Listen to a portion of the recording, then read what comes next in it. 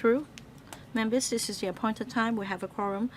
Let me welcome everyone to the policy briefing of the panel on information technology and broadcasting. Item 1 is briefings by the Secretary for Innovation, Technology and Industry and the Secretary for Culture, Sports and Tourism on the Chief Executive's 2025 policy address.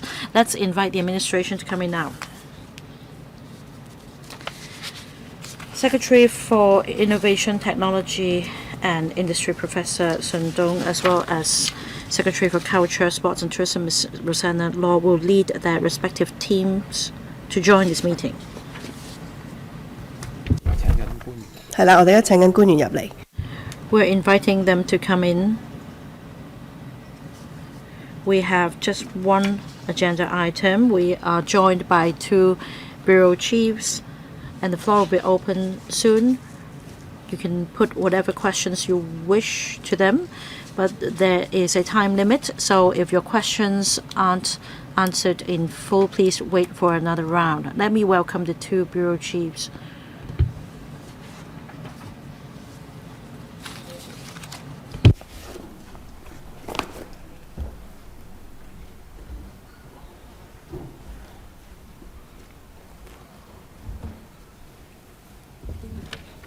I will ask the 2 secretaries to walk us through the paper. Members, if you want to speak, please press the request to speak button. Let's start with Professor Sun Dong. Chairman, members, good afternoon. I'm delighted to attend today's meeting of the panel on information technology and broadcasting so as to brief members on the relevant ITI initiatives. Hong Kong's future development relates to promoting innovation technology as well as integration with the industries. Now, there are new initiatives announced in this year's Policy Address 2025, and these echo with the Hong Kong Innovation Technology Development Blueprint. Now, in terms of establishing Hong Kong as an international I&T center, we focus on a number of key initiatives, such as building an I&T ecosystem. We will also promote AI development and digital economy.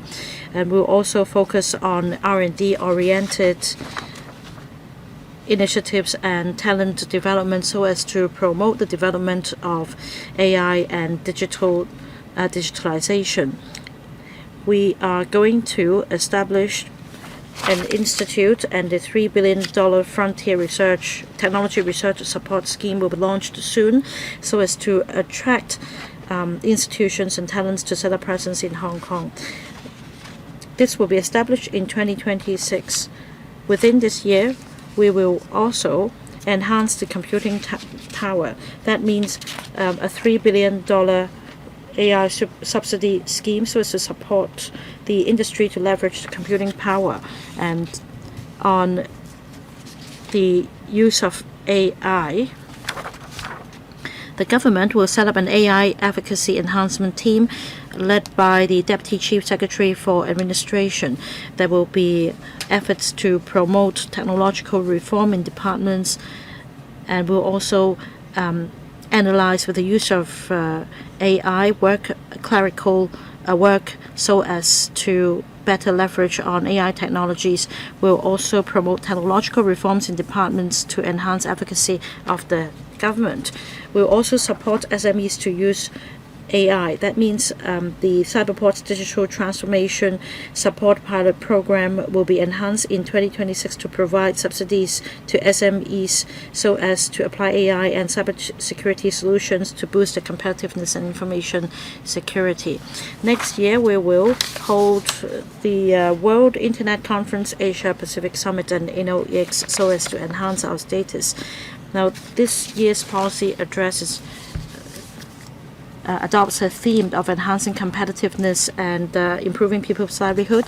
So we will continue to have regard to our local situation and spend no efforts in promoting the use of AI and I&T development so that the fruits of success can be shared with members of the public.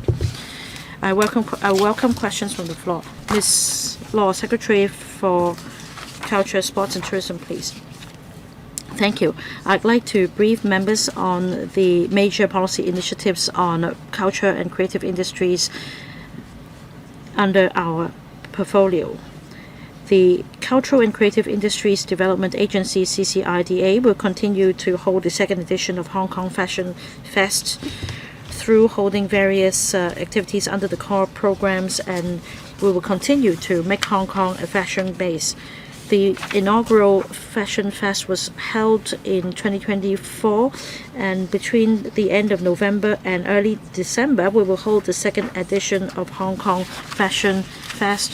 Apart from showcasing the designs of Hong Kong fashion designers and their denim designs, we will also hold other affiliated activities. We will also complete the programs in collaboration with Paris Fashion Week and Milan Fashion Week to promote digital fashion and sustainable fashion so as to develop more opportunities. On to films. We have been supporting the film industry through the Film Development Fund to enhance the quantity and quality of film production. Over the past 3 years, films funded by the CCIDA have accounted for nearly 30% of Hong Kong films' box office receipts. We will continue to closely liaise with the industry so as to provide a platform for exchanging with international counterparts and promoting film development in Hong Kong. On promoting the collaboration in the cultural sector, we continue to foster collaboration and cultural exchange so as to promote cultural IP cooperation in Hong Kong. We will continue to enhance the Asia IP exchange portal so as to give support to our local IP owners to tap the mainland market. We'll continue to explore business opportunities and tap these markets. We welcome questions and comments from members. Thank you. Right, the floor is now open. I see that there are 6 members waiting to speak: Ma Fung Kwok, Chow Man Kong, Chen Chunying, Lam Chun Sing, William Wong, and Eunice Yong. I'll give each member 5 minutes questions and answer, please. Starting with Mr. Ma Fung Kwok. Thank you. My first question is about the economy and also INT. Now, one key focus of the CE's policy address is economic development.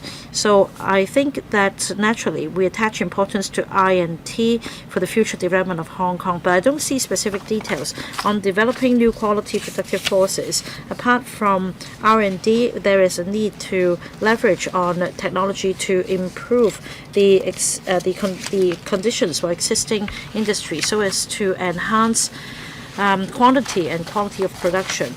In order to expedite the process, in paragraph 8, I see that the government signed a cooperation agreement on the development of new quality productive forces and the promotion of new industrialization with our country.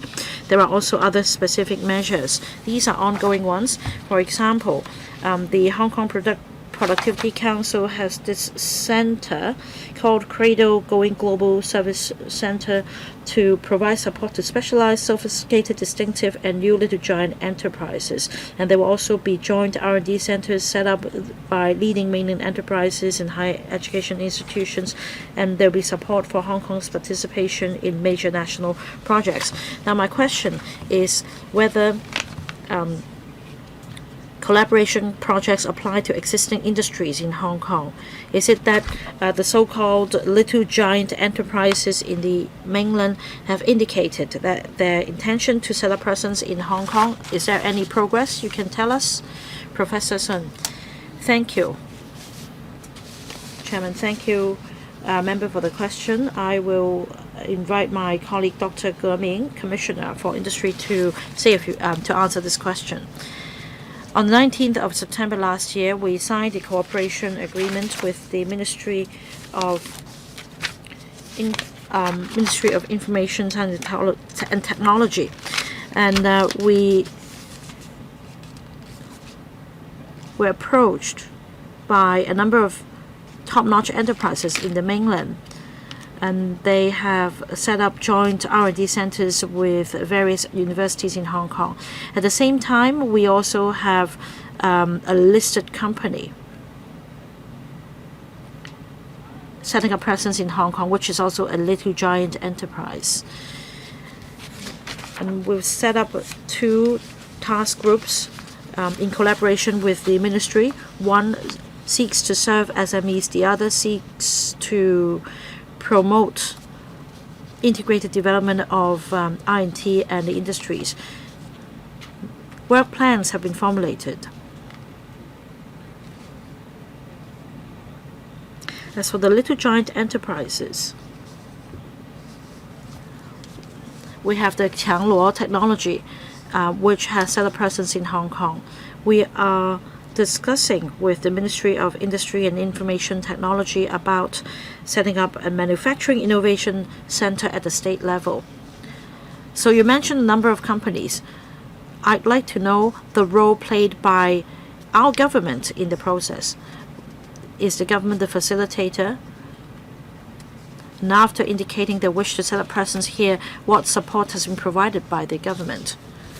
Well, take Shuangfei as an example. I personally visited their company 3 times, and I received a presentation. I gave a presentation about the advantages of R&T development in Hong Kong. And we have different universities with different studies going on. And for Qiangluo technology, I joined the CE's delegation in April. I visited Hangzhou, and I made arrangements for them to come to Hong Kong, and we strive to meet their requests. We have done our best to fulfill their requests, including the initiative mentioned in the policy address, and that is about high-tech prosthetics. Any follow-up question? Right, maybe you wait for the next round. Professor Chow Man Kong. 2 questions about innovation technology. According to the Policy Address 2025, the AI Efficacy Enhancement Team will be set up. And on Friday, we're going to examine the funding proposal to a tune of $1 billion for the establishment of the institute. The government attaches great importance to AI, especially on enhancing the efficiency of public services and supporting industrial development. In fact, AI is extensively applied across different sectors, such as flight tickets. You can use AI to make inquiries with airline companies. However, the downside of having too much AI is that you may never be able to reach a real staff member in order to answer your question. So I want to make sure that AI is a proper tool for providing solutions, and that it will not pose any hurdle to finding solutions. The second question is that according to the policy address supplement, within this year, I'm Smart will be adopted across all departments so as to provide one-stop electronic services for the public. Is there a roadmap or timetable? Because we have expressed concerns about government-developed applications with low usage. I want to know whether there is a work plan, and can you tell us more about the maintenance costs? And about the Culture, Sports and Tourism Bureau, I understand that the WKCD Academy will be set up in 2026, and in order to provide training to practitioners around the world, and that's called West K Academy. I'm concerned about how this is funded and what training will be provided. Will there be collaboration with the Hong Kong APA or other self-financed institutions? I'd like to invite Mr. Tony Wong, Commissioner for Digital Policy, to address the questions. Well, please speak to the microphone. We can't hear you. Yes, it's working now. Now, on the timetable for the I Am Smart initiative, we are enhancing the IM Smart related apps, we are introducing some so-called small procedure platforms. They have been launched. We ask government departments with individual apps to move their apps to that platform. Our goal is that by the end of this year, we'll be able to realize one single portal for online government. On IM Smart, there are over 1,300 e-forms as well as government department services. As mentioned in the policy address, this year we will introduce a function called AI Assistant. Like the member said, we want to use AI to help members of the public to more quickly find the services they need. We do not want the technology to stop people from using the services. Instead, we want them to find the services they need as soon as possible. Every year, we examine the usage of our apps. For apps that have already realized their target, or for those who failed to meet the targets, we will shelve them. Recently, we have reduced the total number of government apps from 100 to about 70. We hope that in the coming 2 years, with the so-called small procedure platform, we will further reduce the number of government apps by half. We understand that individual government departments may have to keep their own apps with rather complicated business workflows. We do hope to consolidate these apps so that members of the public will be able to make use of the single government portal. Thank you. Ms. Rosanna Law. The West K Academy will provide training courses on art administration, facility management, archive management, as well as artifacts conservation. We will admit local or non-local students, but it's not like a post-secondary institution. The academy will explore collaborating with mainland as well as overseas academic institutions in providing courses so that we can nurture talents for the arts and creative industries within Hong Kong and for the entire Asia-Pacific region. Next, Mr. Ronald Chen. My first question is about the AI Efficacy Enhancement Team. Well, there must be a lot of ways for us to gauge the effectiveness, whether we manage to provide better public services. For example, for approval processes, will the process be able to be shortened to 14 days, for example? I believe individual government departments have their own thoughts. Some departments have to handle license approval. Others may have to deal with project approval. It is mentioned here that there will be AI flagship projects. Will there be a central platform coordinating these flagship projects, or will that be up to the individual government departments? Well, there must be some lower hanging fruits that will be able to achieve the target more easily. So my question is, will there be a central coordinating department? After it has made the relevant assessment, it will decide which services will see AI adoption earlier.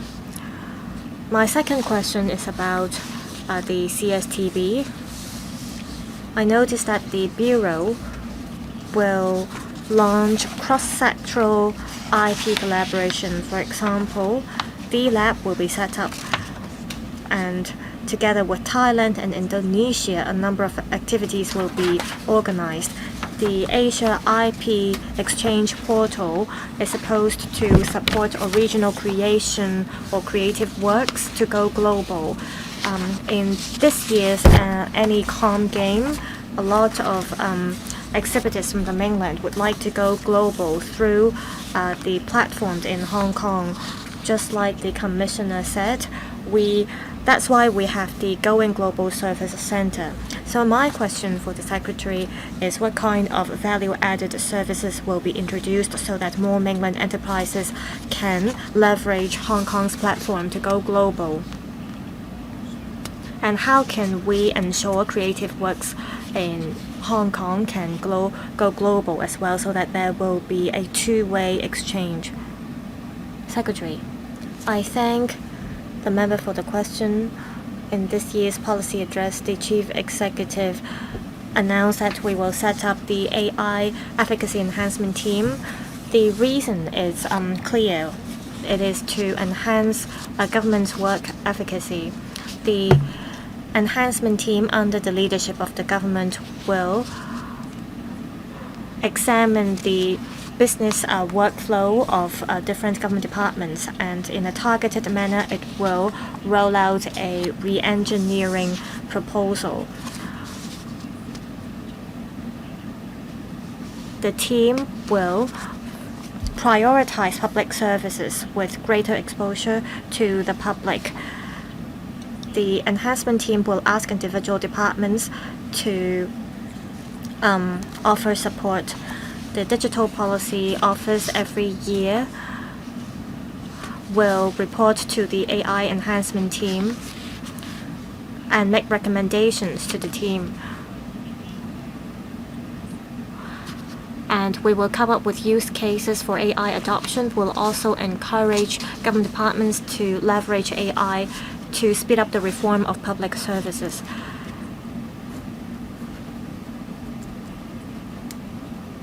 So government departments will work together, and the AI efficacy enhancement team will work as a coordinator. It will provide steer for government departments. Of course, the Digital Policy Office will, on different fronts, provide support, including technical support. Ms. Law? I thank the member for the questions. We have led a number of delegations to local and overseas exhibitions to help the local arts and creative industry to go global. We are happy to work with relevant counterparts from the mainland where appropriate. We'd like to work with them to expand business opportunities. The CCIDA in June 2024 signed an MOU with 3 arts and creative brands in the mainland to develop more arts and creative merchandises and products with local characteristics. We have also led 30 talents to go to the mainland, and we have facilitated 670 business opportunities with the mainland counterparts.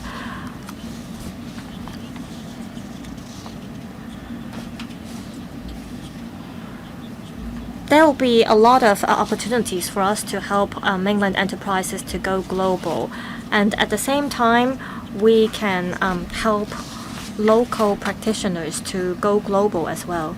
I think we will benefit actually greater from this respect. Mr. Lam Chun-sing, according to the policy address, we want to develop space economy. So the ITIB will focus on developing aerospace technology.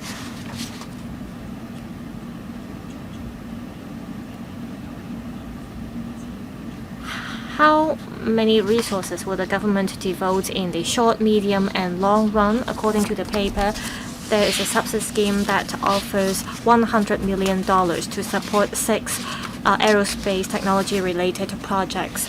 According to experts and professors, each project may cost $100 million already, and the $100 million offered by the government will support 6 projects. That means each will get just dozens of millions of dollars.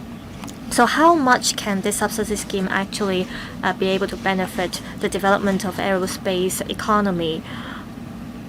will the government rather spend resources on perhaps one single project in order to ensure success of that project? So I want to know how much commitment the government is willing to take in terms of developing aerospace or space economy. Now, on the AI efficacy enhancement team, I believe that it will operate like the Digital Policy Office. Currently, different government departments are developing their own IT system. Well, they of course are primarily responsible for these IT systems, and the DPO will help monitor the IT systems in case anything or any problems arise from these systems. This is to ensure that there will be a third-party monitoring mechanism. Will the AI efficacy enhancement team works in a similar way? In case in the future we see a particular AI project fails or there is delay in terms of rolling out a certain AI project, how will this new AI enhancement team ensure that the AI projects will be delivered on schedule? Now, according to paragraph 19 of the papers, there will be a digital transformation scheme. This is a great scheme. It will mostly offer support to SMEs in terms of helping them launch cybersecurity solutions or AI solutions. This is great. This is because SMEs may not have their own resources to launch cybersecurity solutions, and even if they do have the resources, they may not know what to do. And this scheme is directed to mostly SMEs, and want to know which sectors SMEs will benefit and how many SMEs will benefit from this scheme. Professor Sun. Thank you, Madam Chair. I thank Mr. Lam Chun Sing for the questions on space economy. This year's policy address proposes that we need to step up the development of aerospace technology to support the advancement of space economy. And the 20th Congress work report also clearly stated that we have to speed up development in this regard. Our country has achieved great accomplishment in terms of aerospace technology. Against this backdrop, Hong Kong, which plays an important role in linking up the mainland as well as the rest of the world, we have to leverage our strengths to contribute to our country. Well, what does that mean? Currently, Hong Kong has its own strength in aerospace technology. Over the past few years, the world's top 100 universities in Hong Kong have rolled out aerospace technology-related courses, and they have set up the relevant faculties. The INT Commission over the past few years have already also supported a lot of projects that have to do with aerospace technology. There have been many new projects. Last year, we also set up the Inno Hong Kong Research Cluster to support the Chang'e 8 mission. It is an exploratory mission that explores the development of a kind of robot to examine a moon surface, and the government devoted $300 million on this. Recently, there is also a dedicated fund that supports 6 universities in launching R&D projects. We hope that we will continue to advance the development in this regard in Hong Kong.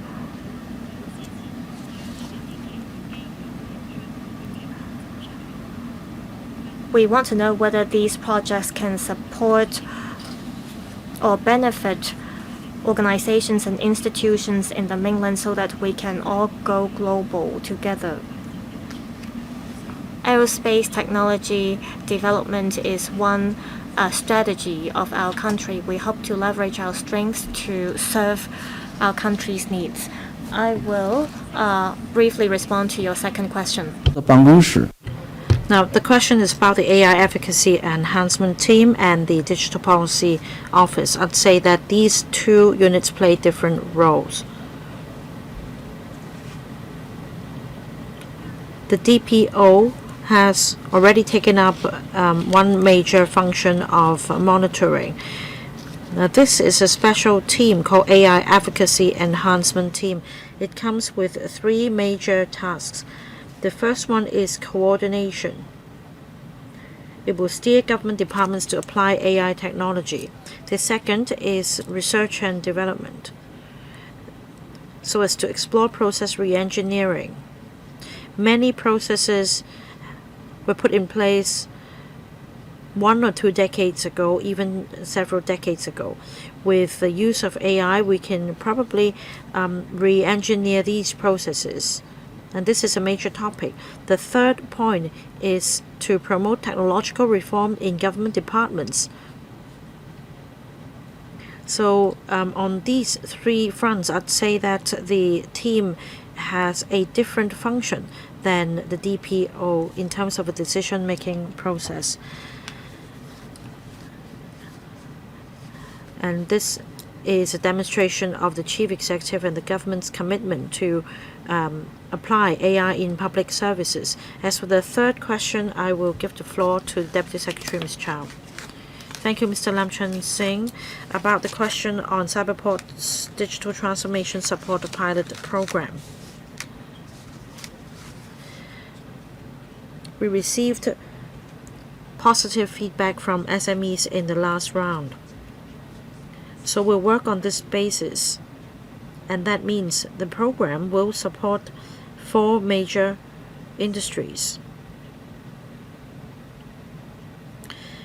We'll provide subsidies to SMEs to apply AI and cybersecurity solutions so that these solutions will be ready for their use.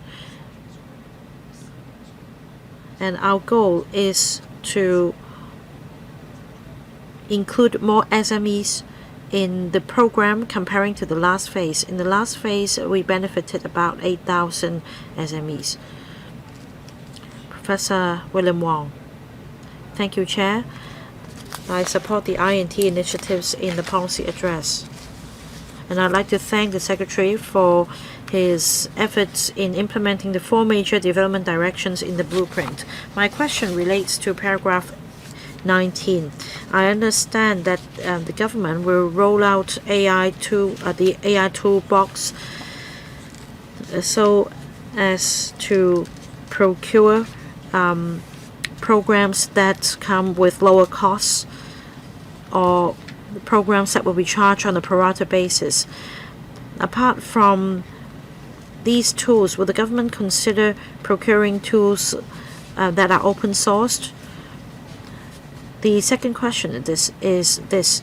According to the paper, free AI tools will be developed for use by government departments.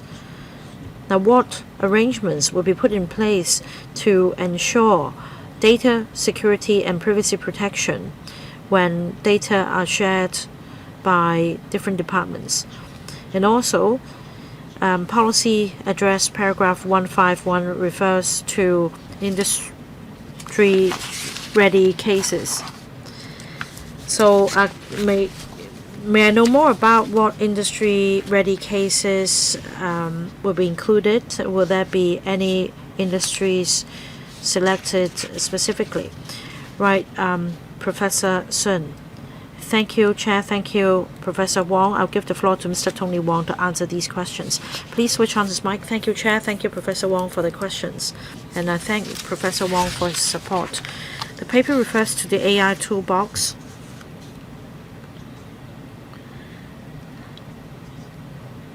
And that means we'd like to procure tools that are already available in the market, ready for use by government departments, so as to enhance their performance and efficiency. So we'll definitely consider open source AI tools as mentioned by Professor Wong as well.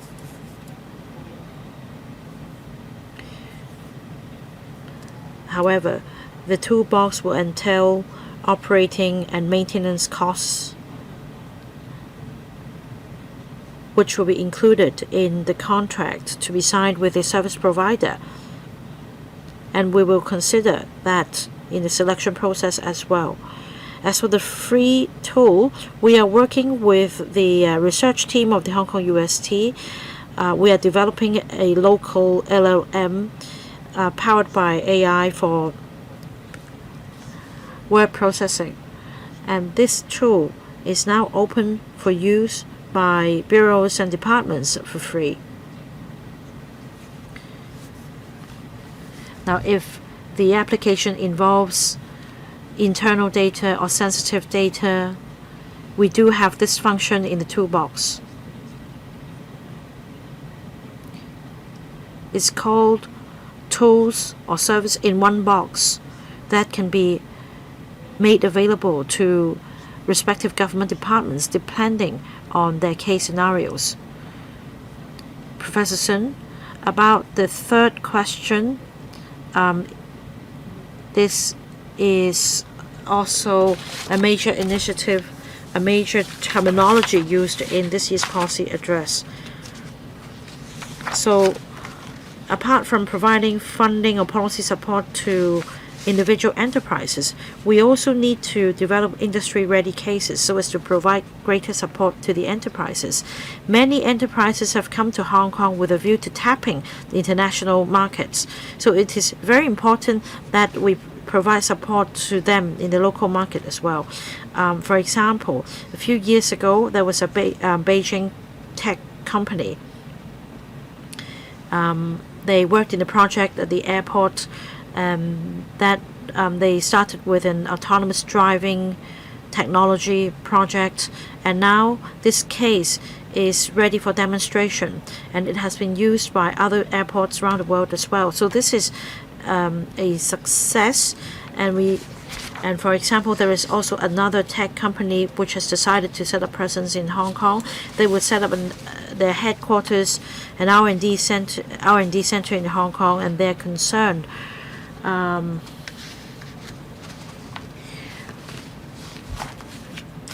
whether service can be provided to Hong Kong residents for free as a new technology, so that this can be further promoted to other markets. And this company is called Brain Company. And that after they've built their brand and their reputation in Hong Kong, they can further tap other markets in Southeast Asia and Europe. So in our future efforts to attract enterprises to set up presence in Hong Kong, we will attach greater importance to the industry-ready cases. Ms. Yun Xiong. Thank you, Chair. I support the development of innovation technology, especially the policy address this year places strong focus on AI development. But I think AI benefits not only the government but the general public as well. And I'm happy to learn that the government is showing commitment to the public about R&T development. I see initiatives relating to the development of a digital economy. These initiatives will be implemented. Mr. Wong just now mentioned one-stop portal for public services. I think we're heading in the right direction. We see major improvements in the past few years. The services are now much more accessible by the public than before. So I'd like to give my word of appreciation for the government. I understand that you will collaborate with the mainland counterparts, and there will also be greater connectivity in the delivery of services. Now, about data, I understand within 2025 a common data catalog will be developed across government departments. We have the Hong Kong government data.gov.hk, which is a one-stop portal. Now, with the setting up of the AI advocacy enhancement team, would it be possible for the full opening up of data across government departments? Because we've heard suggestions that government data should be fully open so as to allow the business sector to participate and develop more use cases. So my question is whether there'll be full opening up of data so that the business sector will be able to participate in the process, and namely in development as well as developing applications, so as to give more choices to the public. The next point is about space economy or aerospace technology. If we have low orbit satellites, I'm concerned about the use of data. I understand that data are collected extensively in the mainland, but there is a question on cross-boundary flow of data. We do not have the legal backing. We need to draw up a legal framework so as to protect our residents' privacy. So whilst promoting space economy and the development of AI, in terms of the legal framework, will there be a study to be conducted by the Department of Justice on cross-boundary flow of data, so that the business sector will also get their hands on the data in order to develop more use cases? I asked two related questions already. So my question is whether you invite the Department of Justice to consider the relevant legislation. Secretary. Well, thank you, Chair. I thank Ms. Yong for the questions. I will ask Mr. Tony Wong to answer the questions and see if I need to supplement further. Thank you, Chair. Thank you, Ms. Yong, for your questions and your support, as well as the support for the one-stop portal for public services under I Am Smart. As mentioned, what is of importance is that departments should share data so that members of the public will not be required to provide the same data to the government repeatedly. And our goal is to provide more public services through this portal. And that means we'll set up a common data catalog, which will set up data to be shared among departments. Of course, authorization may be needed for sharing of data in some cases, but this should not be a major obstacle. In the delivery of public services, government departments will also make available open data for use by the public for free. This is in accordance with the open data policy. Every year, government departments are required to submit information about data to be shared. And let me give you some examples. In the past 5 years, after promoting the opening up of data, we have seen a substantial rise in the use of data. 5 years ago, the annual download rate was about 500 million. As of the end of last year, we recorded over 10 times growth, and that's up to 5 or even 50 or even 60 billion downloads. And we'll continue to promote the opening up and sharing of data for innovative use by the public as well as the sector. Secretary. Now, to echo what Mr. Wong said, I think that in terms of open data in Hong Kong, we are now topping the chart. Like Mr. Wong said, the download rate increased from the figure 5 years ago to 60 billion downloads now, and we've opened up over 5,500 data sets, and we've opened up data extensively. But we will not be complacent. In developing low-altitude economy and digital economy, there will be a greater demand for data. You also mentioned space economy and the low orbit satellite. In fact, last year we supported a project developed by the Chinese University of Hong Kong. It relates to remote sensors and the use of satellites. the government has been monitoring very closely the development of this research, because extensive opening up of data sets will be very crucial to the development of Hong Kong as a smart city, as well as development of low altitude economy, autonomous driving, etc. And we will consider setting up more digital platforms. Now, for internally within the government, we also developed the consented data exchange gateway for the exchange of data among government departments. Now, if you want to apply for registration of something nowadays, it's very easy. You can just key in your ID card number and then it will be done. This is all due to the sharing of data. So much for the consented data exchange gateway. About this legal matter, we are in close liaison with the Department of Justice. We need to strike proper balance between the opening up of data and personal data privacy. This is a dynamic process, and we'll continue to work with the Legislative Council to take it forward. Once again, I thank the member for the support. Mr. Holden Chow. Thank you, Madam Chair. In this year's policy address, there are parts about INT as well as advanced manufacturing. This morning, in a press conference, I also talked about this, and I drafted proposals on developing new industrialization, and I thank the government for setting a GDP target for the manufacturing sector in this regard. I'd like to make two major points.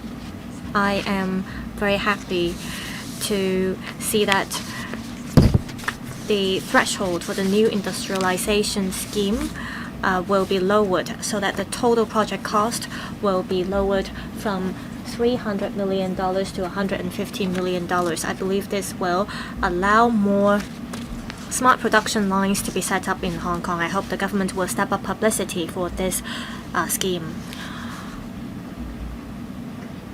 Some stakeholders told me a lot of times when they launch a project, they expect that the project will last for at least 5 years.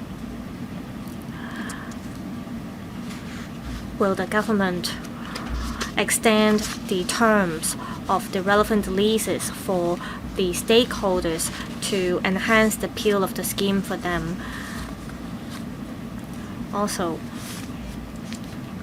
for both INT development as well as the promotion of advanced manufacturing, we want enterprises to set up headquarters in Hong Kong. And this is about trawling for talents. How can we bring talents to Hong Kong? Around the world, there have been schemes that help high-end management talents to transform themselves. This is because we are seeing a rise of many AI industries or sectors, and around the world there have been courses overseas that provide management courses to the relevant management talent. Will Hong Kong work with overseas institutions to offer courses like management courses for talents? This will be very attractive for talents, and this is a trend that we have noticed. So I'd just like to take this opportunity to voice my suggestion. Professor Sun, I thank Mr. Holden Chow for the suggestion.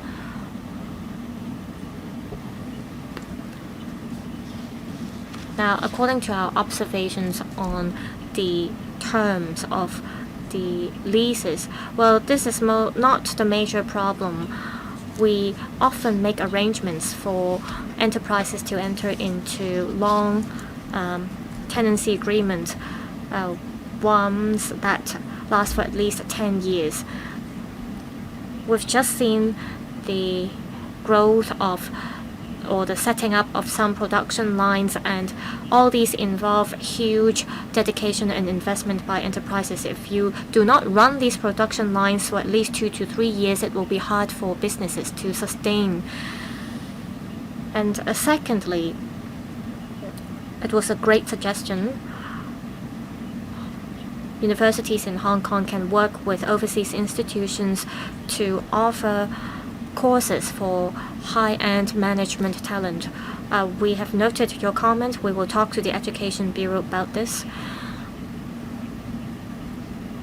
We will see a vibrant development of the tech sectors here. We will see new industrialization for the tech sector. I believe universities will take the opportunity to speed up nurturing talents. The government is willing to offer support. Mr. Tang Fei, I have a couple of questions. According to the government paper, by 2026, there will be AI toolboxes that cover at least 100 government services, and by 2027, the number will increase to 200. So, how do we assess the success or the effectiveness? Also, on AI flagship projects,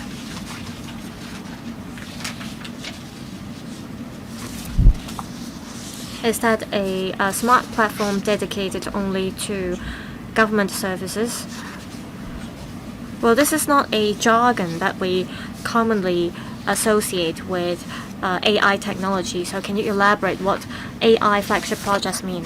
Also, I see that the CSTV has been working very hard in promoting Hong Kong films, and it's been helping the development of co-productions between Hong Kong and the mainland. Are there any schemes or funds that are for young people in the AnyCom sector? There are animations and comics that are adapted to films. There are also cultural products as well, but we rarely see films being adapted to as animations or comics. And Japan has been leading in this area. We rarely see famous comics or animation in Hong Kong, so I want to know if there are any policy initiatives to help local comics and animations to go global. I'd like to first ask Mr. Tony Wong to reply to your questions. Thank you, Madam Chair.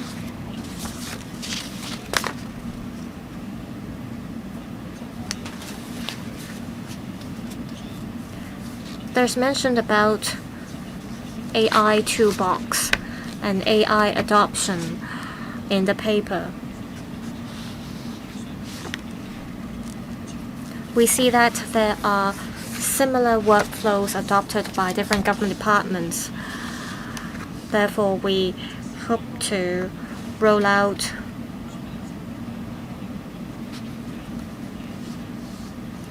AI tools with relatively low development costs for the use by these government departments. For example, individual government departments can, based on their needs, make minor adjustments to their services. Take customer service as an example. Many government departments may need the chatbot technology, and this kind of technology has been quite mature on the market. But different government departments, because of their different needs, may want to input different data to train their own chatbots. So when we assess the effectiveness, we will look at these services or the use of AI. And AI can also help with generating images or image analysis or document processing. AI can also help with research and generating minutes. There will be readily available AI tools for the use of different government departments.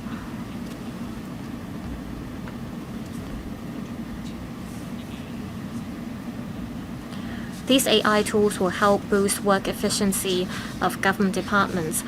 It will also help them streamline their work processes. For other government departments, we may have to develop AI tools that ensure greater efficiency or AI tools that are more impactful.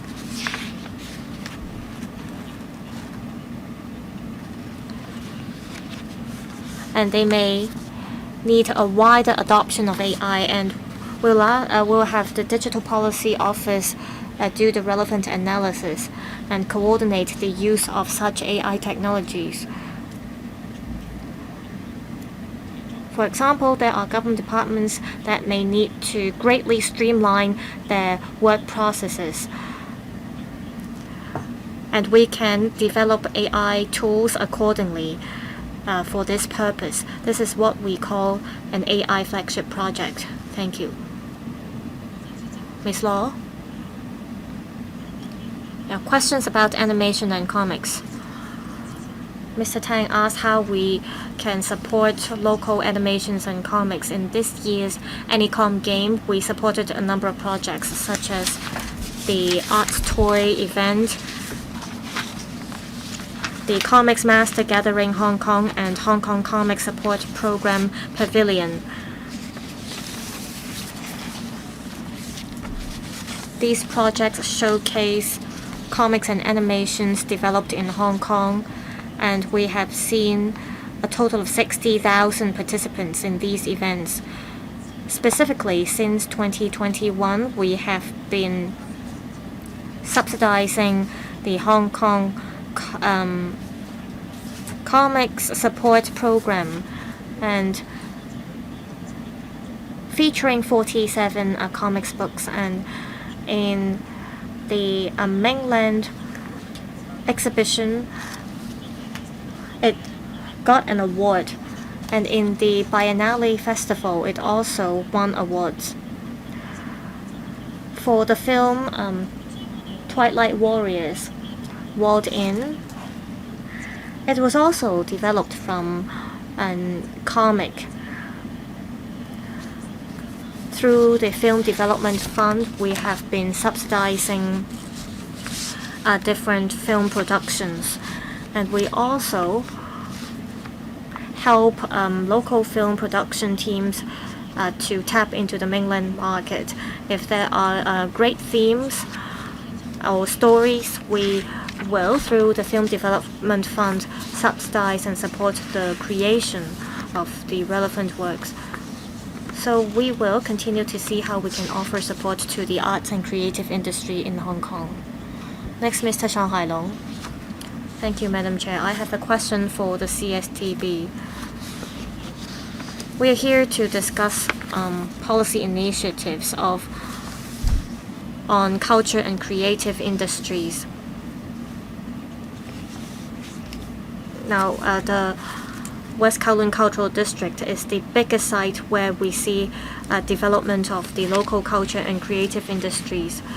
How can we integrate the culture and creative industries as well as the site so that the relevant companies and enterprises can take root in Hong Kong and that we can boost our GDP growth? Now, my second question concerns the development of INT. I declare that I am a consultant of a local AI company. Now, use cases are crucial. I've been in the INT sector for many years. It will be really helpful if the government can propose the relevant use cases for a technology. There are 73 mentions of AI in this year's policy address, and there's mention about AI Plus as well. And I think we are taking the right direction. Take Brinko as an example. Say I am a tech company. I want to develop my businesses in Hong Kong, and I do want the government to provide relevant use cases. However, there are many government departments I can talk to. I can reach out to the ITIB, the Oasis, as well as Invest Hong Kong.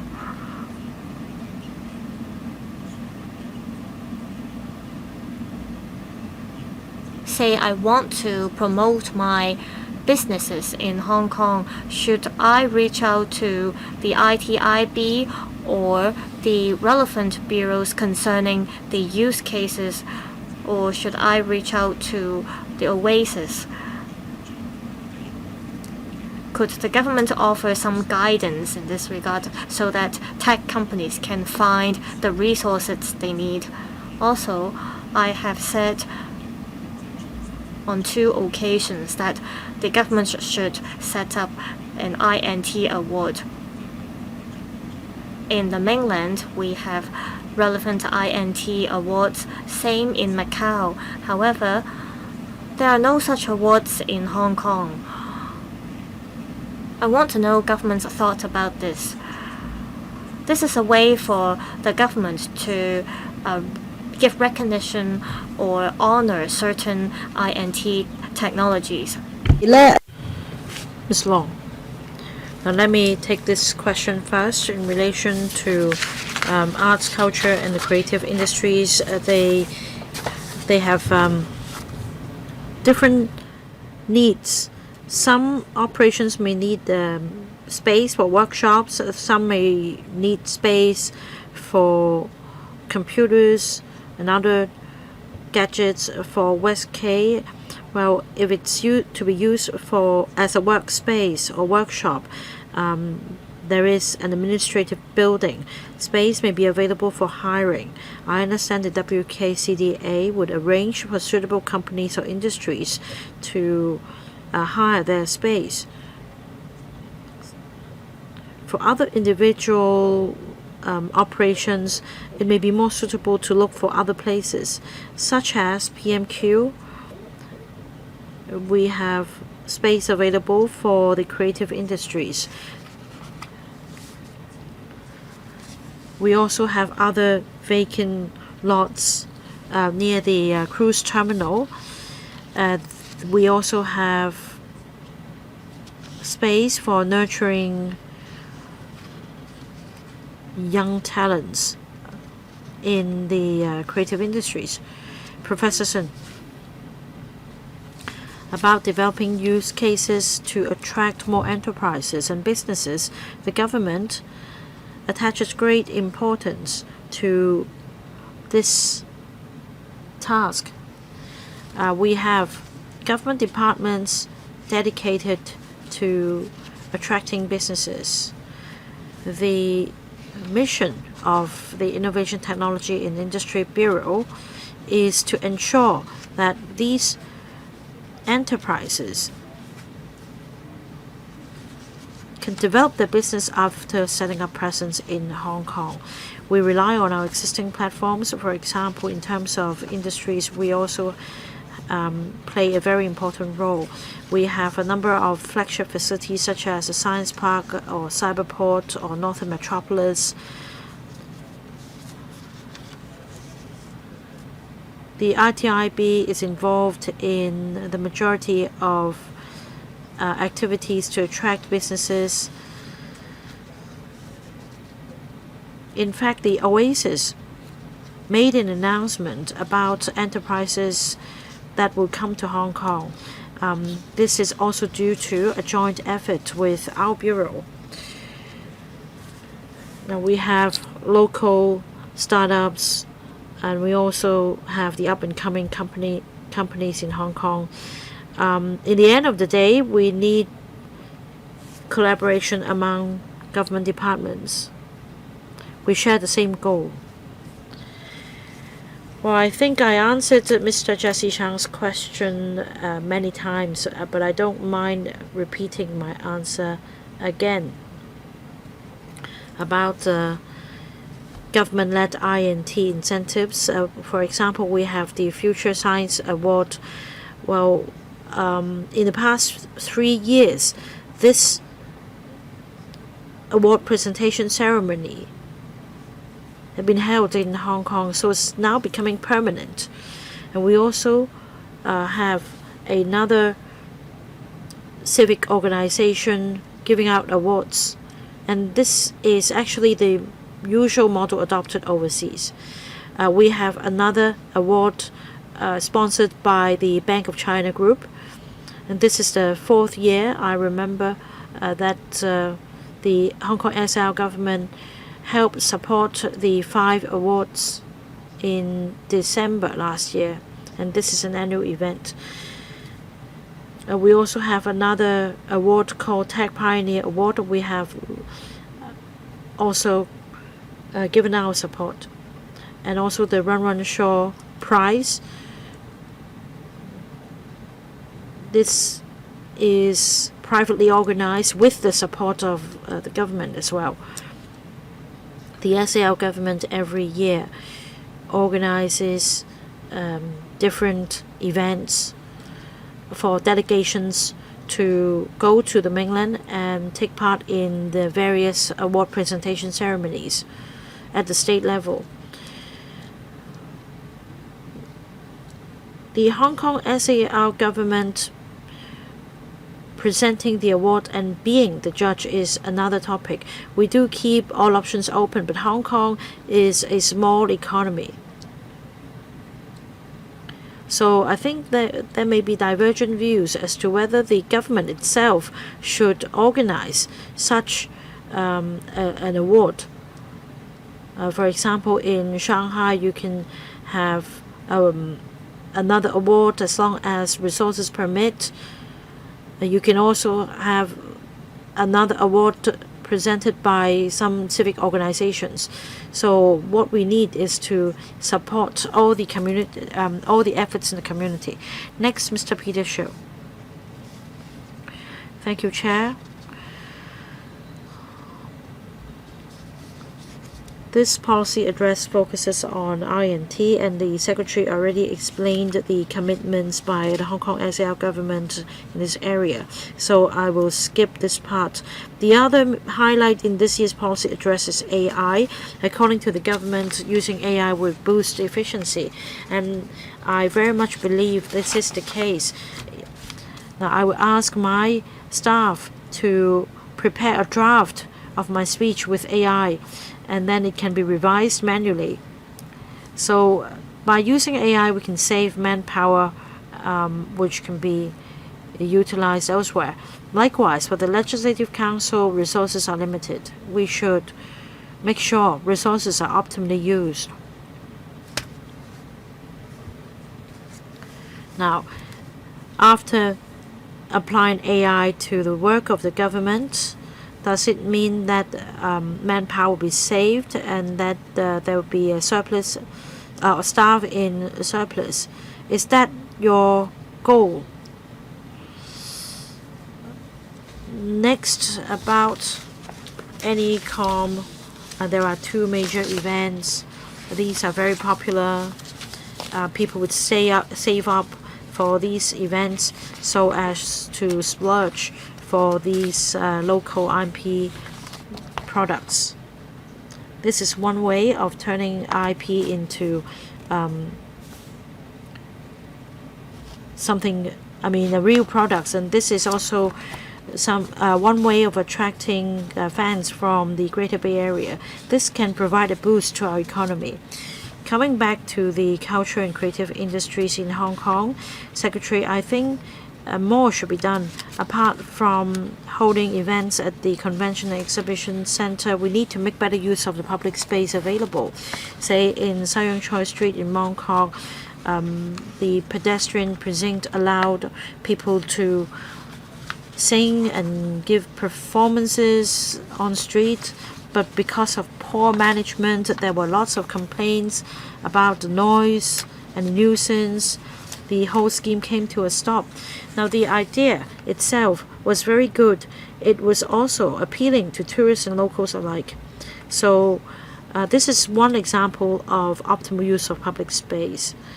Secretary, would you consider instating the scheme, because with better management we can make sure that there would not be loud music and that people would not be affected by the noise at night, and this can also bring vibrancy to Mongkok at night. Secretary. Thank you, Chair. Thank you, Mr. Peter Shiu. About the AI advocacy enhancement team, of course, as you can imagine, the focus is on enhancing efficiency or efficacy. In the process, should we inevitably consider the question of manpower? Now, I tend to think that we can always strive for improvement. There is never the perfect state, and that means after enhancing work efficiency, we have manpower available to deliver better public services. That means some staff can be redeployed to take up other duties. But at this point, I think what is essential is to improve public services. Now, let me give you one example. 1823, that's hotline. You may recall that many years ago, our KPI was to at least receive 80% of the calls within 12 seconds, and also to provide answer to inquiry up to 95%. And over the past few years, we have never been able to meet these two targets. But starting from last year, with the use of AI, we could reach the response rate of up to 81%. That was achieved without additional manpower, despite the fact that the number of calls to 1823 increased by 10% per year. That means with the same level of manpower and additional workload, we managed to enhance work efficiency. This is a perfect example in explaining why we should use AI. And this is the same for other government departments. People have higher expectation on public services, so we should strive for improvement. Now, with AI, without cutting manpower, we can achieve more than 10. We can go for 15, 20. In the long run, I think the matter should be left to the Civil Service Bureau to consider. Ms. Law, this question on the CCI, culture, creative industries, performing arts, etc. What is important is to foster a positive atmosphere about CCI products. Apart from AnyCom or ACGHK held once a year at the Convention and Exhibition Center, we also have other going-ons. For example, some trendy IPs are developed into products for sale in places such as Langham Place in Mongkok. So we are gradually building up this atmosphere for more local IP products to be sold. The PMQ is another important base for these products. The working group last year came up with the 9 major tourist attractions to be developed, and there will be a bazaar or fair at in Victoria Park that could accommodate these products. As for performances, we are developing more performing venues. These are proper ones, such as those in East Kowloon or West Kowloon. But I think the member was referring to busking and other on-street performances. These are really popular among young people. At West Kowloon, we have space for that. We also have space for these performances at the Central Harbourfront. Now, the member mentioned Sayong Choi Street South. I was then the Commissioner for Transport. It was quite a painful experience for me.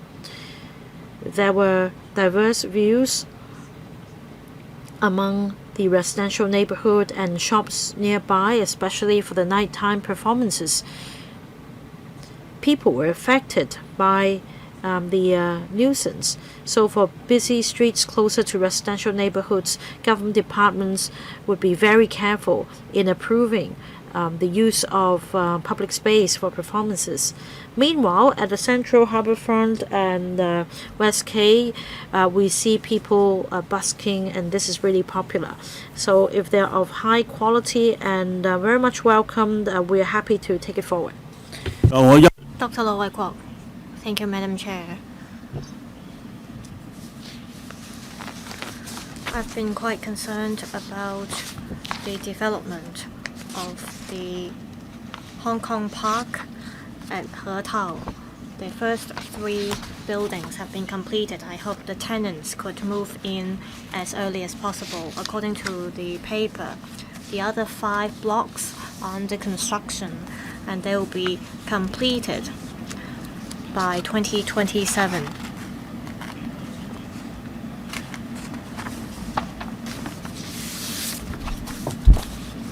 According to the paper, the approach of moving in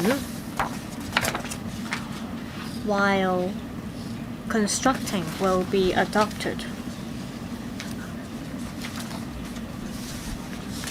Back in the 80s in Guangzhou,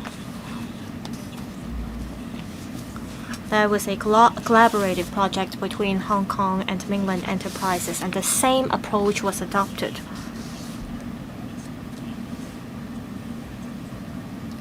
Tech enterprises need time to design and build their own factories. How can we attract leading enterprises to come to Hong Kong? How can we come up with the right policy to support the development of businesses of these enterprises? We need to help them speed up the process of designing and constructing their factories. We need to grant land to them. I'm happy to see that a lot of the procedures have been streamlined for tech enterprises according to this year's policy address. I wonder if the Secretary could take the opportunity today to tell us whether the government will be able to effectively implement the policy initiatives to attract businesses and capital to Hong Kong. Secretary, as mentioned by Dr. Low, the approach of moving in while construction is underway has been adopted by other places. In Hong Kong, we often see tenants moving into a site only when a building is completed. By 2027, the rest of the 5 buildings in He Tao will be completed. Of course, we have to ensure safety while we allow tenants to move in, but we do not want to wait any longer. We want to allow enterprises and relevant organizations to move in at the first instance. That's why we are easing the relevant restrictions.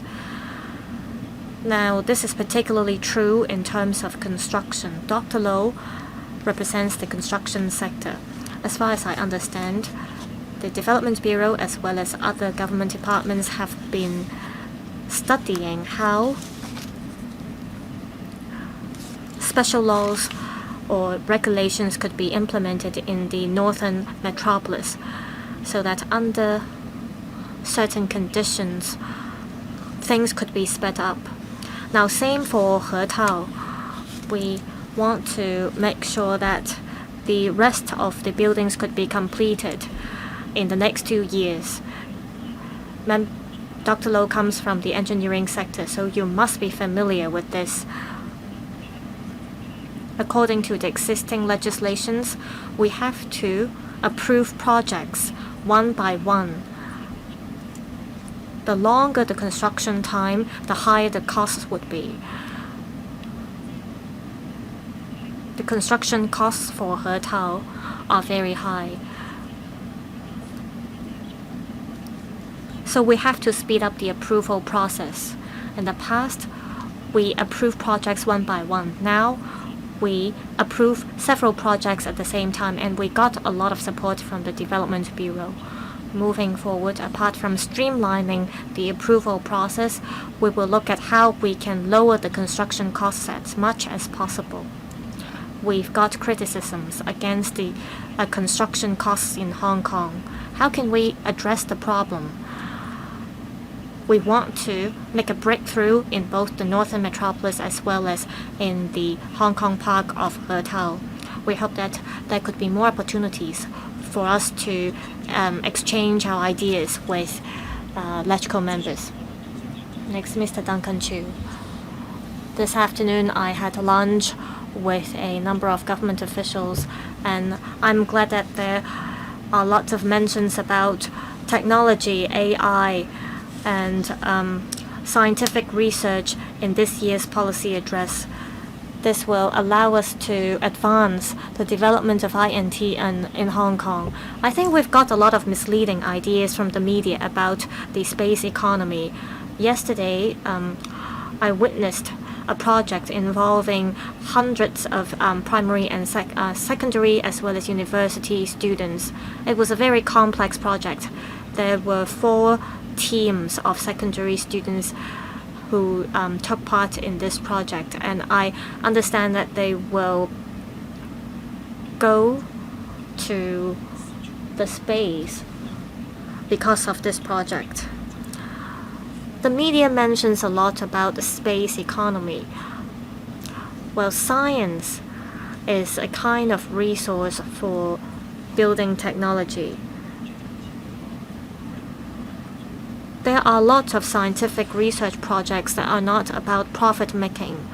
How can we encourage more students to attach more importance to science? How can we encourage them to explore the space, for example, or have a better understanding about our country's aerospace projects? I hope the Education Bureau will help our students gain a better understanding of the aerospace technology. Not all scientific research projects are about making money, so the information we got from the media has been quite misleading.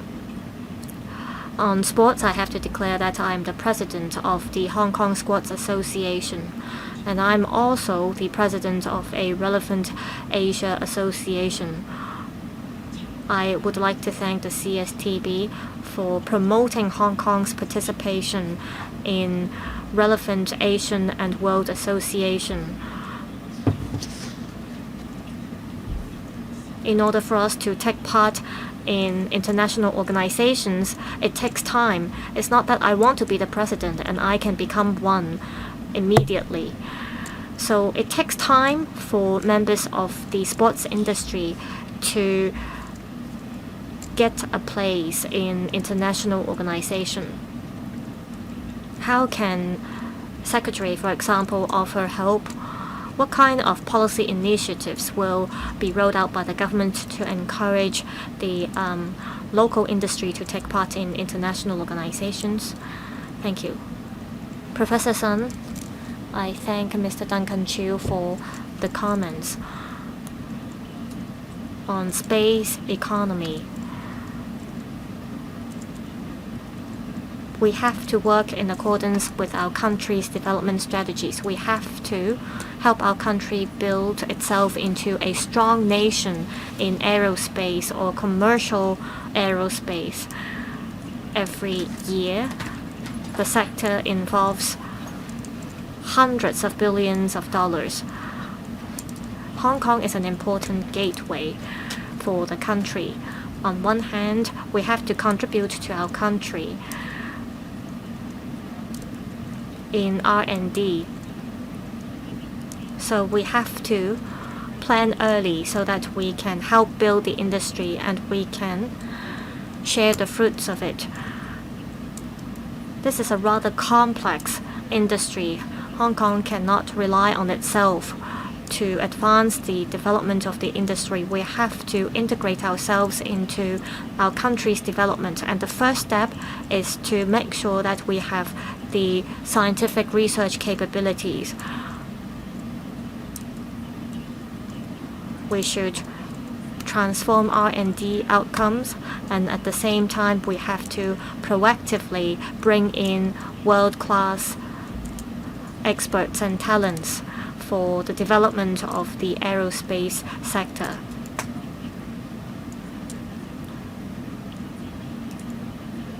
That's why we are promoting the development of low-altitude economy. We have the advantages in building the space economy as well.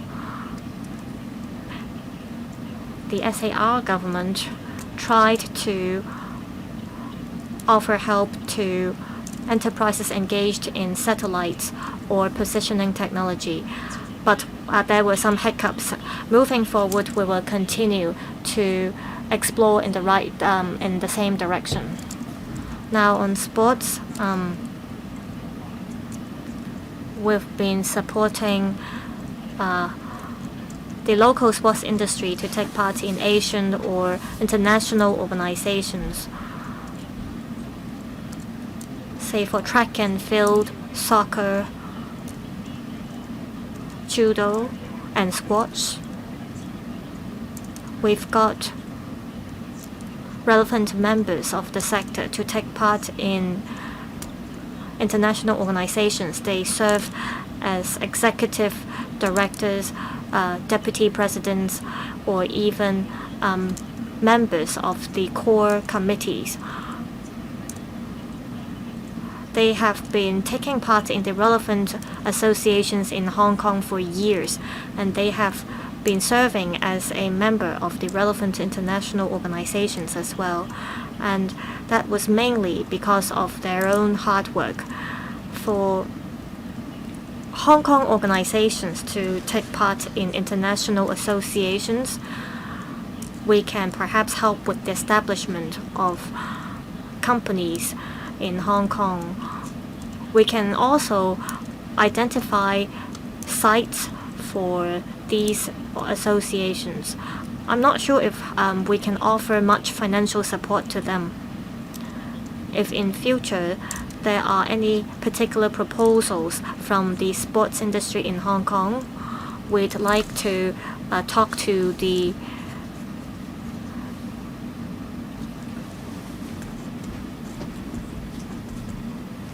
relevant association, such as the Olympics Committee. Mr. Michael Lee, I have a question for Ms. Law on tourism economy.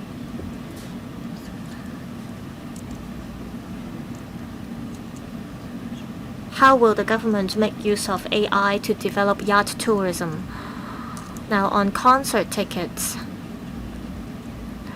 it's been hard for us to get a ticket for concerts. What kind of apps will you develop to satisfy the needs of members of the public as well as tourists? Now I'd like to turn to accelerators. The policy address proposed the setting up of the AI efficacy enhancement team. We members have been approving a lot of funding proposals that have to do with INT and technology at this council, so we hope that the government will implement the relevant proposals effectively. Will the government, for example, through augmented reality or some kind of exhibitions to showcase the future development of the northern metropolis without a big picture in mind, it would be hard for members of the public to visualize how money will be spent in the Northern Metropolis project. The next question is about the AI efficacy enhancement team. This team will provide high-level steer, and this will also help boost Hong Kong's profile in the international arena.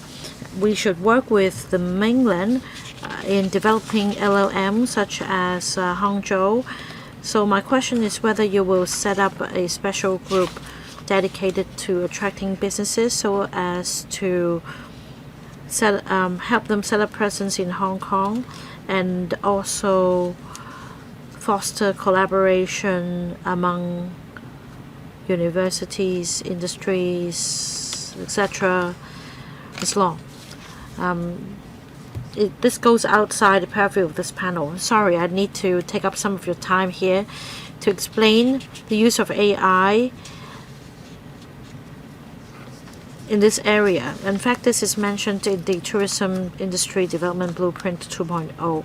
According to the Hong Kong Tourism Board, and the Discover Hong Kong webpage will be revamped with the use of AI to make it more accessible. And also, for the two major festivals, that's the Golden Week in October and in May, we can provide real-time information about the queues outside major tourist attractions so as to help tourists plan their trip. Another initiative will be rolled out early next year, and that is allowing AI to design the itinerary for you.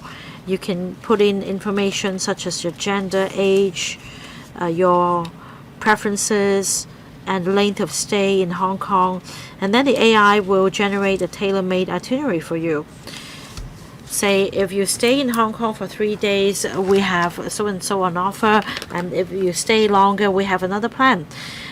In the past, we could only give broad recommendations. Now with AI, we can provide custom-made itineraries. Now about yacht economy. Licenses will have to be applied for, and perhaps we can make better use of AI to help relax requirements and speed up the processing of applications. Professor Sun. Thank you, Chair. Thank you, Mr. Michael Lee, for your support for I&T development in Hong Kong. Now, I think your first question relates to Northern Metropolis development. This year, according to the policy address, we are going to publish a blueprint on the development of Shantin Technopole. And this is part of the plan for the future development of the area.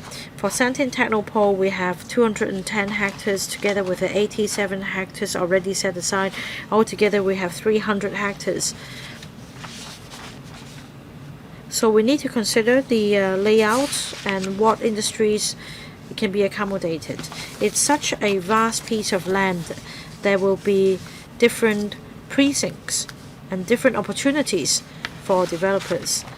So we need to think about overall coordination as well as efforts to mobilize the market.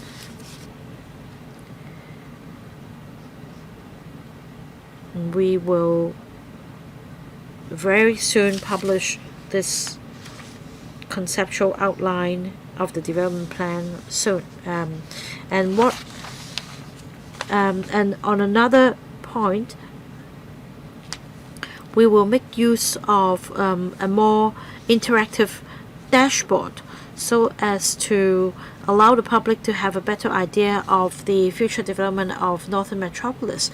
We will make better use of animations, videos, etc. to ensure we have the public's support. About the AI advocacy enhancement team, I want to emphasize that this team will work on internal processes within the government so as to enhance governance and work efficiency. Because we want to be proactive, and it is for the government to further take forward reform through the use of AI, and this will be a very good breakthrough.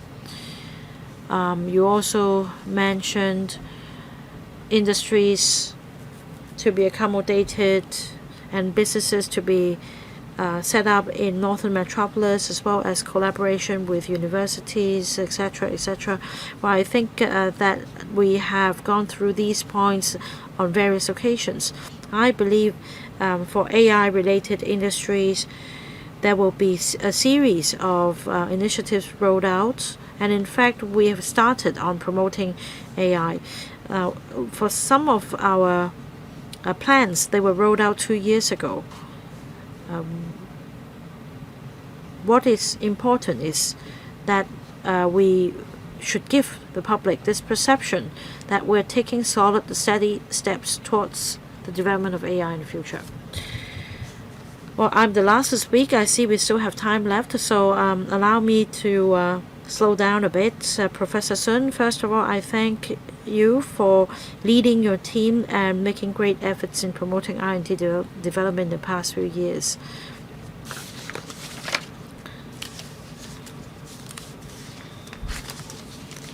And I see that things are speeding up and that a positive atmosphere has been fostered. We are very hopeful about the future development of R&D in Hong Kong. So I thank you for your efforts. We have a proactive government and a lot of efforts have been made in promoting R&D. Now, AI is a word frequently pop up in this year's policy address, and AI is to be applied across different sectors. In fact, my sector started talking about AI about a decade ago. We believe AI is very important, and I am very happy to see in this year's policy address that AI will be implemented in different industries actively. Now, coming back to the government departments, it is essential that they use AI because there is a need to streamline procedures to enhance the delivery of public services.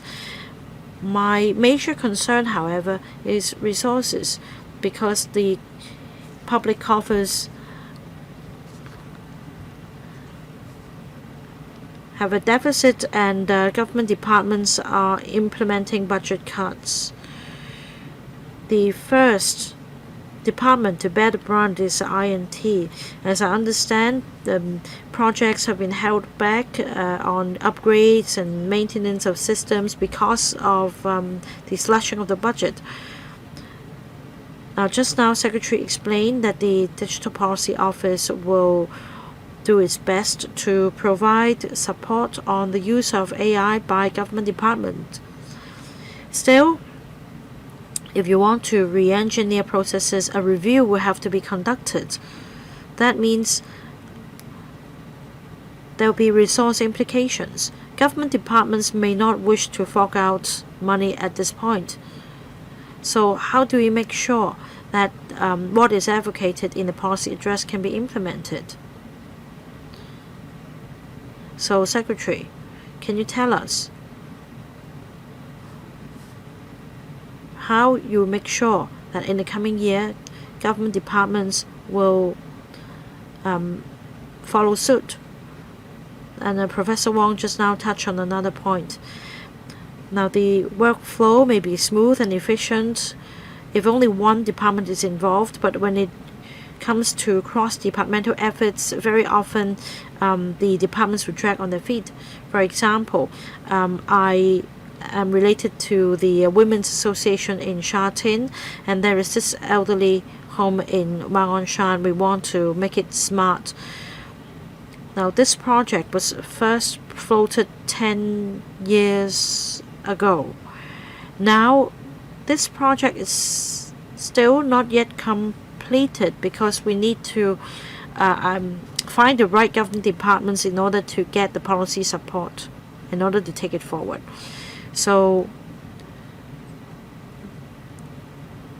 despite high demand among the public, despite the government's intention to take it forward, the red tape is often the obstacle. So how do you make sure that AI can be implemented when it comes to cross-departmental collaborations? My next question is about the supercomputing power. This is essential for the use of AI. We have the AI Supercomputing Center in Cyberport. We also have data cluster facilities in Sandy Ridge. The problem is we have very costly power bills. So supercomputing power is one thing, power bills is another. How do you resolve the latter?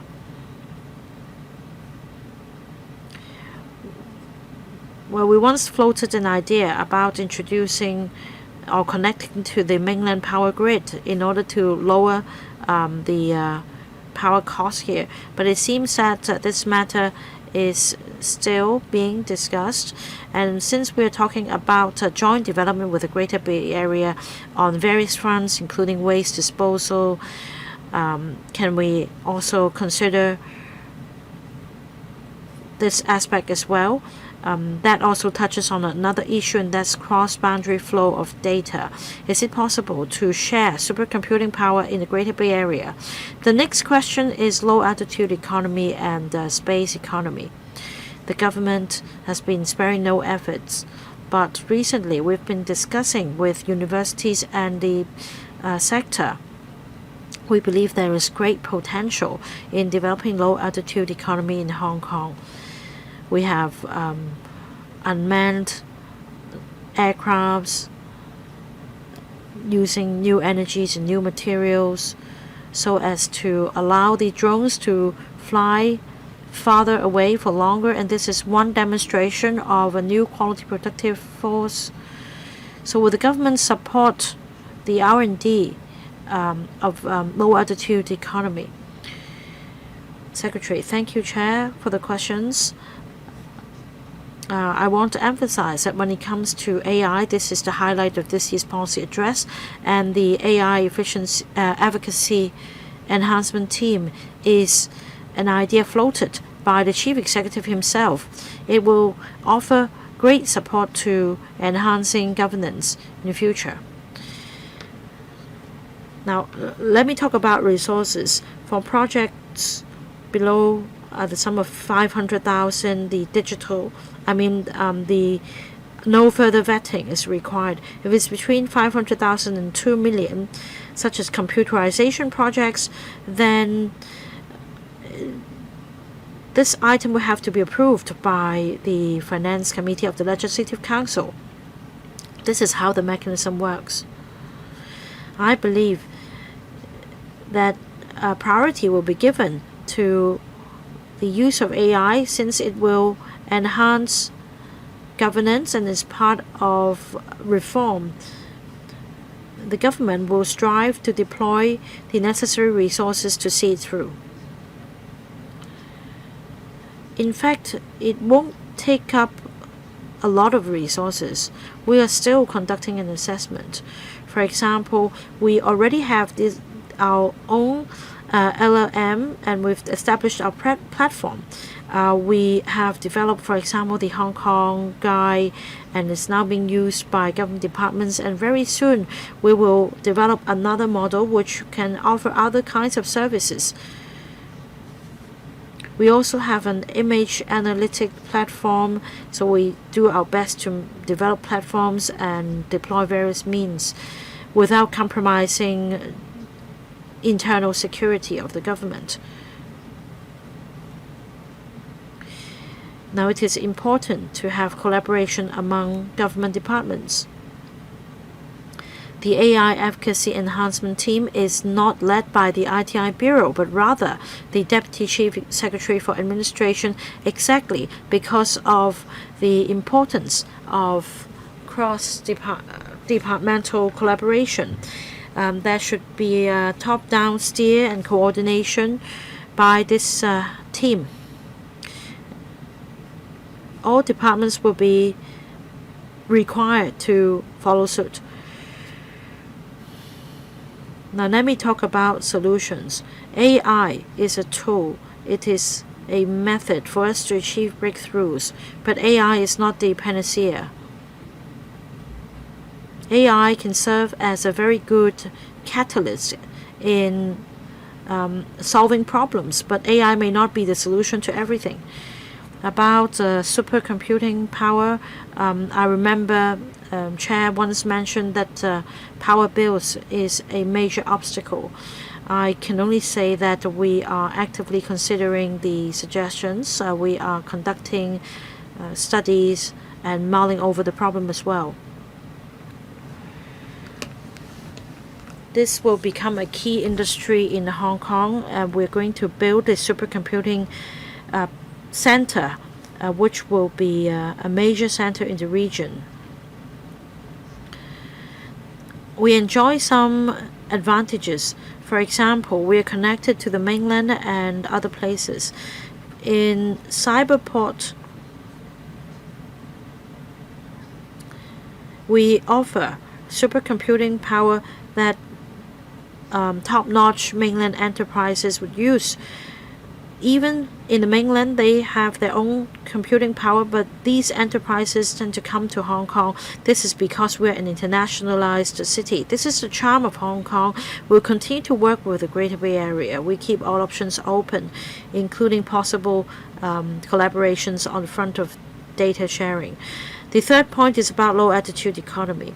We have been giving a lot of importance to this area, and I would say that policy-wise, we have achieved a breakthrough. This is under the purview of the Transport and Logistics Bureau. We have developed some excellent use cases. We also have a regulatory sandbox. A lot of IT firms have participated in it. Even major ones such as the Science and Technology Park Corporation, Science Park, Astri, Hong Kong PC, etc. So rest assured, we'll definitely support the development of low-altitude economy. Thank you. If there are no other questions, I will go on. My next question is, we're concerned about the Northern Metropolis. I understand that in terms of laws and regulations and mechanisms, the Chief Executive would like to make a breakthrough, and that new methods will be adopted in the development of Sandton as well as Northern Metropolis. But I think that we're running into some problems. First, I need to declare that I'm the director of the HKSTPC, and I can tell you, the Science Park is not equipped with the resources for so many projects. So we rely on the private market. But if the land approval doesn't go through, enterprises will not be able to raise funds for the development. According to this year's policy address, rules will be relaxed and new strategy will be adopted. Perhaps we should be more innovative.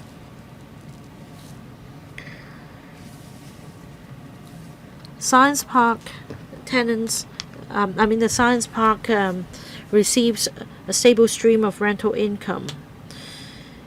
Can we raise funds through other financing channels such as, for example, we are now developing fintech, Web 3.0, real-world assets, etc.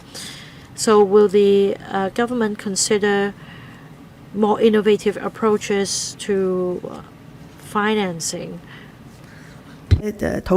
My last question is for Ms. Rosanna Law about creative and culture industries. I went to Changsha. The local governments there gave their huge support to the culture and creative industries. For example, they hold a lot of competitions and events so that young people can display their creativity. Young people are creative, but they may not be necessarily capable of starting their own businesses. So the local governments there selected outstanding teams. For example, for the top 200, they would get the startup fund. They would also have mentors teaching them how to start their own businesses and help them with their marketing strategies. In the past few years, we've seen a lot of successful examples. A lot of startups started from scratch and became listed companies or even national chain groups in the mainland. We can learn from this model. So I want to know if Ms. Rosanna Law would take one step further in helping the local culture and creative industries. Professor Sun, I thank Ms. Quad for the questions. The Sentient Technopole is one highlight of the Northern Metropolis. This is because it is centered on INT development. We face challenges. For example, where should the money come from? We started late and a lot of them are not spade-ready sites. They are primitive land, and the cost for developing land is high.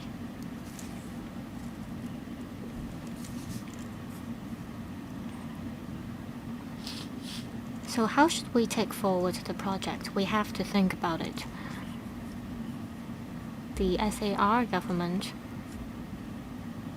is taking the lead in this project. And we cannot shy away from this responsibility as a capable government.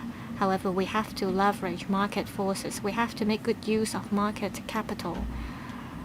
So we did some analysis on the development of the Sentient Technopole. There are many things that we should work on. We're still exploring them. We need to raise funds. Groups and organizations such as the Hong Kong Science Park, it has got good credit records. So we can perhaps leverage it for financing. There are many channels for raising funds that we can explore. How about RWA?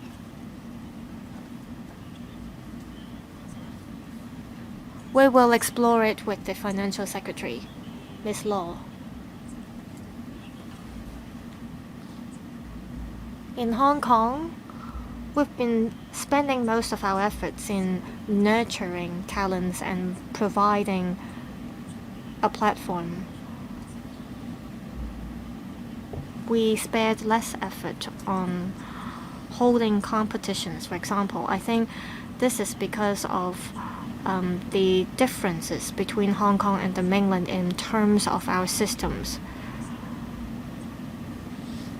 We can provide training, however.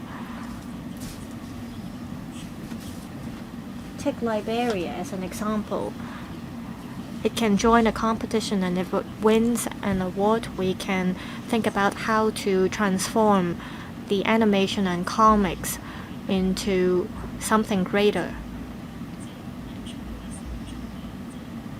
Your suggestion is, for example, holding a large-scale competition and nurture the winners of the competition. This may not be something that we can achieve at the moment. We have about 1,000 IPs on the exchange platform of the Trade Development Council. We want more people to know that we have these IPs. However, I do agree that we have to learn from other places around the world. We want to know how effective their practices are and see whether we have available resources to adopt the same model. If the environment permits, we will definitely adopt the same approach. There have been indeed very few such competitions in Hong Kong. But take the ITIB as an example. It has adopted a new mindset, and we have new policy initiatives therefore on AI.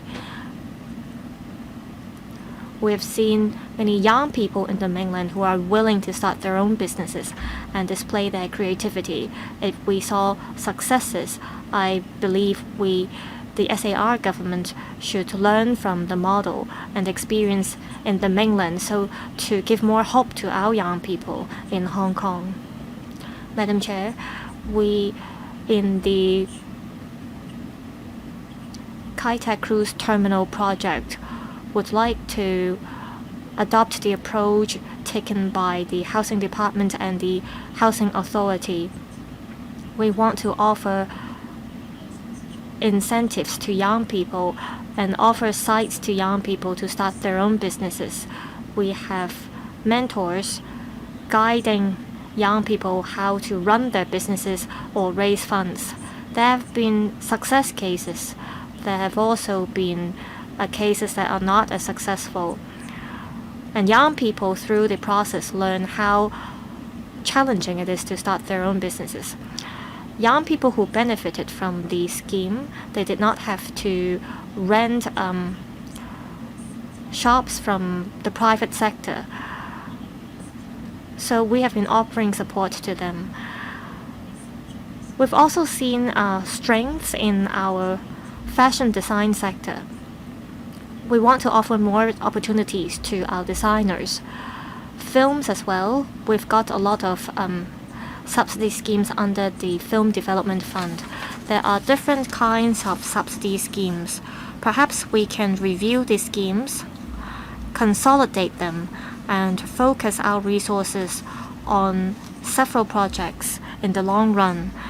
Like Ms. Kwok said, we want to nurture talents instead of giving one-off subsidies to the industry practitioners. So this is a great idea. We will think about them.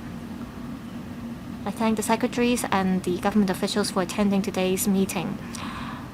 There being no further business, meeting adjourned. Thank you.